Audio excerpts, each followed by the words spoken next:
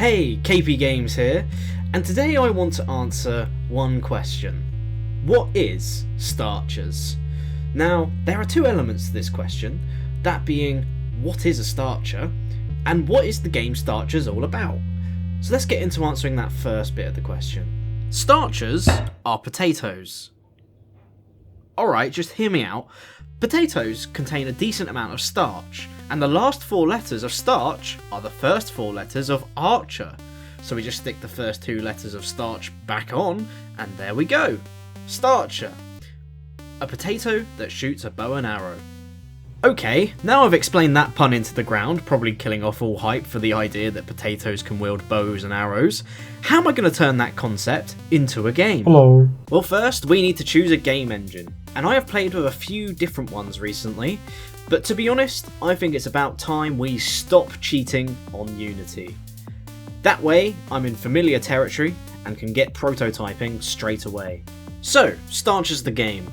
What's my vision for it? Are the potatoes going to rule the world like they do in real life from a substance only sold at fine dining establishments which are called chips? Well, no. At the moment, I'm thinking this could be a really cool FPS game, where you are the Starcher, a potato who has trained his whole life to become the best archer in the world, and now he's going up against something evil. I'm still working on that. Alright, so I opened up Unity and created a small terrain space for the player to move around in, and quickly whipped together a first person player so that you can move around and look around the environment. With movement set up, I wanted to get a bow and arrow working, so in Blender I created a really ugly looking bow, but don't worry, I'll make a nicer one later, and made it so that when you click and hold the mouse button, it will charge up power for the shot, and then it will shoot the chosen arrow.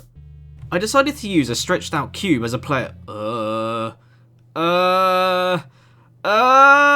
Together now. Using a stretched out cube as a placeholder, I managed to create an arrow that could stick into surfaces. I did this by having the arrow make the first thing it hits its parent, meaning that it will go wherever its parent goes.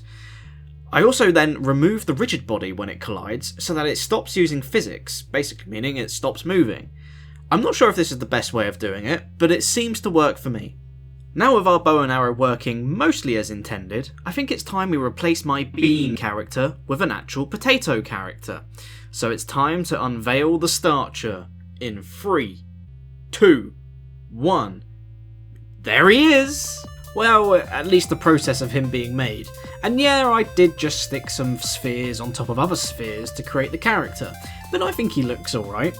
And I'd like to look into using shaders at a later date to change his look, like changing his colour and adding lumps and bumps, but that is for another video. I exported him into Unity and went to test if he worked, and ew, you can see the back of his eyes. After fixing the eye problem, I got to work on creating an actual bow for the Starcher to use. As of right now, it's just a model, but I hope to add some animations to it soon so that you can see the Starcher drawing the bow back and then releasing. Of course, no bow is complete without its trusty arrows to back them up. I created some basic arrows to finally replace the horrible stretched cubes, and now things are looking to come together.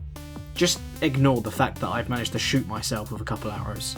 The only thing I felt was missing from my shooting is any sense of where the arrow is going, so I wanted to add some kind of trajectory line.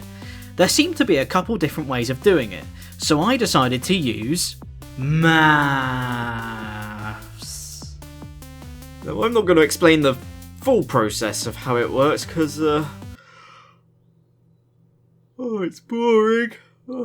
But it did look a little something like this.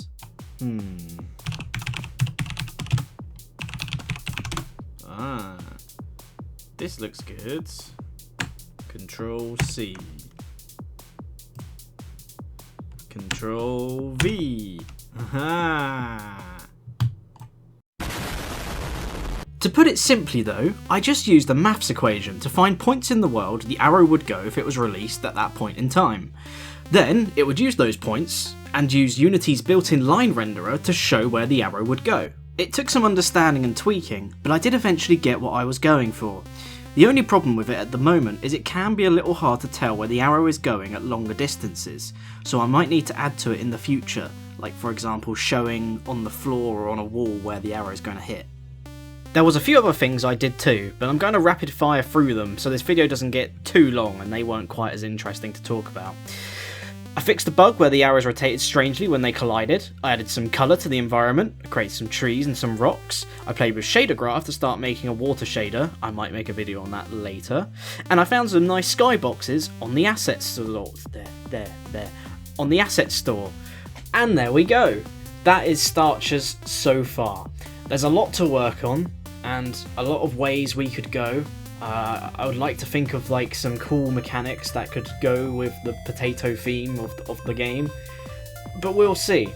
I'd love to hear your thoughts and maybe ideas about whether my videos or the game. I'd love to hear. I also would like to work on some side projects as well, just so I don't go insane from this, and so I can get some more YouTube content out, because I don't know when I'll have enough stuff for the next Starchers video. It depends what I get done and whether I think it's interesting or not. But for now, I will see you next time.